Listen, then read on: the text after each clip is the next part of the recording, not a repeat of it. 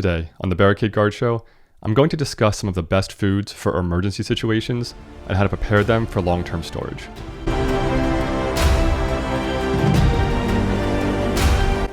When it comes to basic needs for survival, water might be the most important, but food is probably the one that most people spend more time thinking about.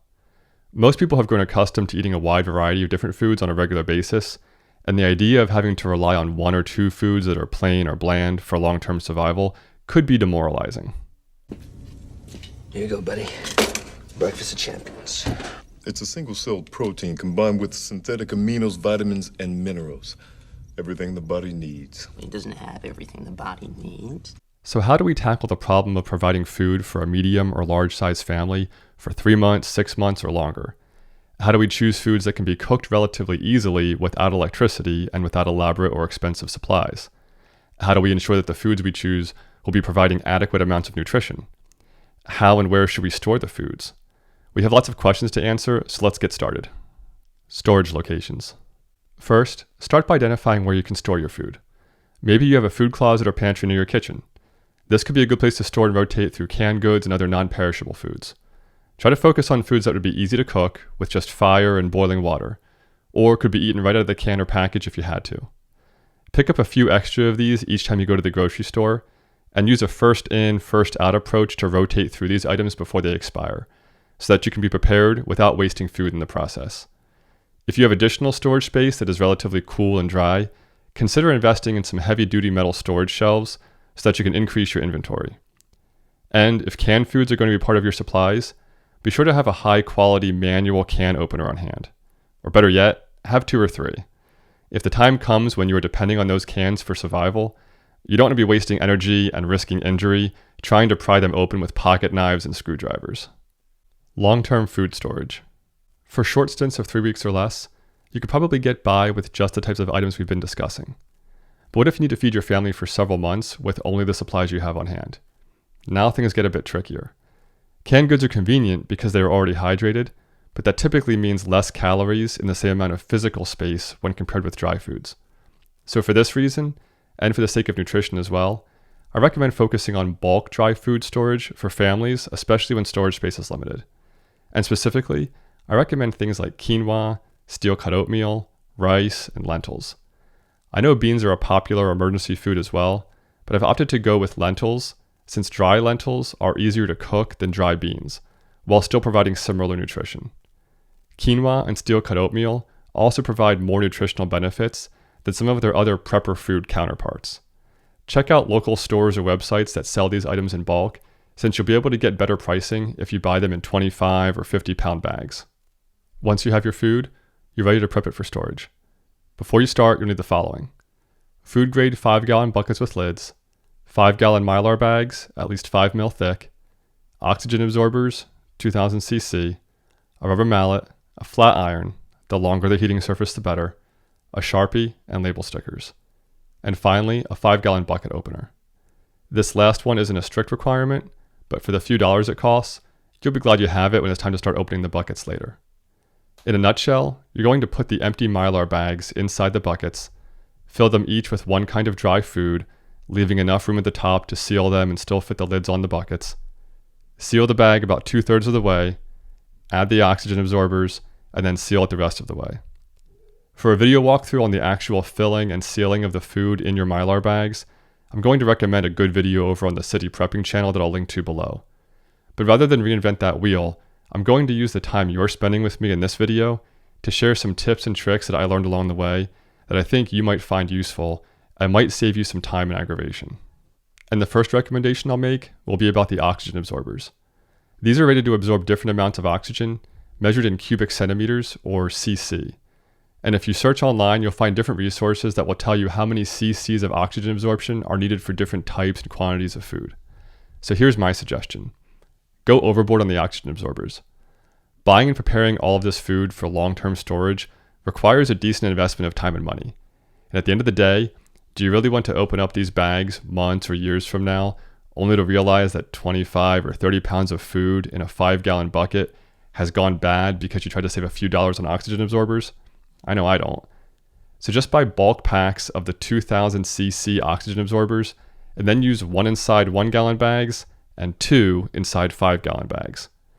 I even threw an oxygen absorber on top of each sealed Mylar bag before I hammered the lid on, just to give the food a fighting chance in case there were any small holes in the bag. Speaking of the bags, don't expect to get a vacuum sealed finish every time. This drove me crazy in the beginning, and I spent hours reading blogs and watching videos, trying to decide if I should go back to each bag, cut it open, add more oxygen absorbers, reseal it, and wait a day or two praying for that vacuum sealed look. But lots of the results I found reassured me that the air around us and in the bags is approximately 78% nitrogen and only 21% oxygen. So even if the oxygen absorbers do their job, it doesn't necessarily mean that all of the air will be out of the bag. But that's okay. As long as you got the oxygen out, it's okay if there is still some nitrogen remaining. Like I said, go overboard on the oxygen absorbers that you use so that you won't be second guessing whether there was enough absorption for the bag.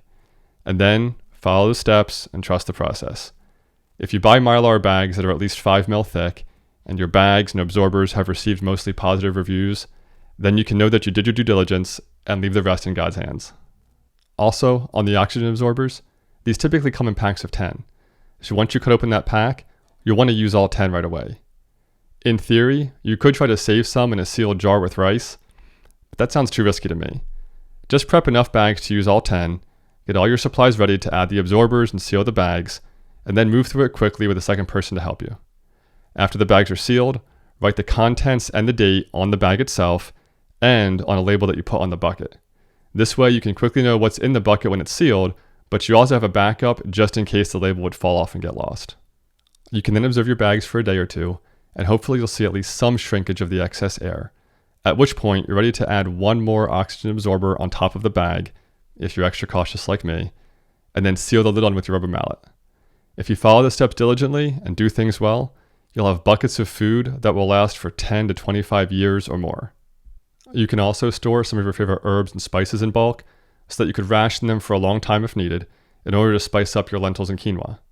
Or you can store some real natural honey and maple syrup and stock up on walnuts and almonds. Combine those with your cooked steel cut oatmeal and you'll have a tasty and satisfying meal that will be filling and nutritious. Cooking. So now that you have the food stored, how are you going to cook it without electricity?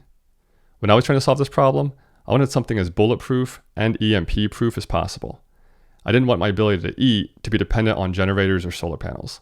So here's what I recommend. Rocket stoves, cast iron Dutch ovens, camping kettles, and vacuum insulated food jars. Rocket stoves are relatively inexpensive, or can even be made out of cinder blocks, and will be an efficient way to cook lentils in your Dutch oven or boil water in your camping kettle. You can then add that boiling water to your oatmeal or quinoa in your food jars, seal the lid on, and then just let it sit for 40 to 60 minutes or until you're ready to eat. I especially like this method because you can fuel the rocket stove with almost anything, the fire is small and contained, and you only have to keep it going long enough to just bring the water to a boil.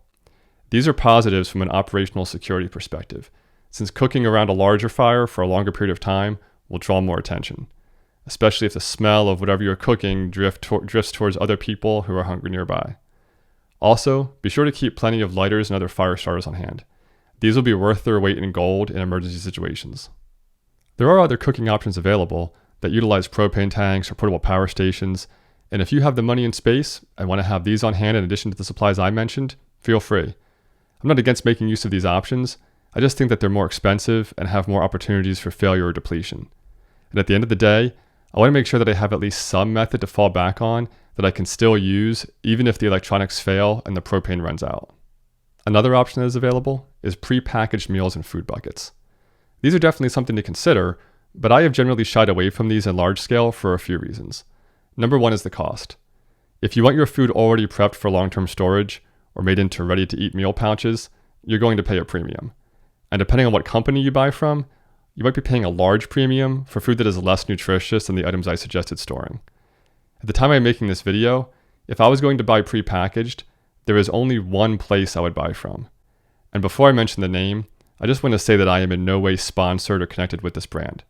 It's just that it's literally the only one I've found after looking around that meets my high nutritional standards. And that brand is Nutrient Survival. I don't want to make this part of the video into an infomercial, but I'll put a link in the show notes below, so feel free to check out what they offer and compared their ingredients to the ingredients offered by the other guys. And although I can't quite afford to feed my whole family for months on their products, I have purchased small quantities for use in my get-home bag, which I'll talk about in a later video. Gardening. Eventually, once you have your emergency stockpiles in place, you can then move on to thinking about gardening and other food sources that are sustainable and replenishable. My wife and I used raised beds to grow things like kale, collard greens, chard, squash, and tomatoes. But to scale up an operation that will provide enough food for your family on a continual basis, you're going to need to dedicate a lot of time and energy. It's a worthwhile endeavor, but probably not the first step I would take if you don't currently have long-term storage food already on hand. I might make another video just on this topic at a later date. Other things to consider. One thing that I want to mention is that while I have general nutritional principles that I try to abide by, if push came to shove and I found myself, my family, in a situation with dwindling supplies and no end in sight to the crisis, I would eat whatever food was available and be thankful for it. Surviving on ramen noodles and hot dogs is better than starving to death because you've run out of preservative-free whole plant foods. I always want to make the best nutritional choices that I have available to me, but in a true emergency situation, food that keeps you alive is better than starvation every time. Also, even in trying times, let's not forget about our call to be Christ to those in need. Yes, your primary concern is for your family, but as your stockpile of food grows, consciously set aside some supplies that you plan to give away to others who might not have prepared as well as you have. When you're filling your 5-gallon Mylar bags for your family, fill some extra 1-gallon bags that you can offer to people when they come knocking on your door. Planning ahead in this way will be a corporal work of mercy and will help build community. All right, so now you and your family have food and water, but are you ready to secure and protect them and your supplies? Join me next time when we talk about operational security. Do you have other food storage tips? What other reliable cooking methods would you recommend? Let me know in the comments below. Also, if you found this video helpful, please take a moment to like, subscribe, and share it with someone who might benefit from it as well. It really does help out me and the channel. Don't forget to follow the Barricade Guard on Facebook, X, and Instagram. The links are in the show notes below. And until next time, fortify your soul, body, and family.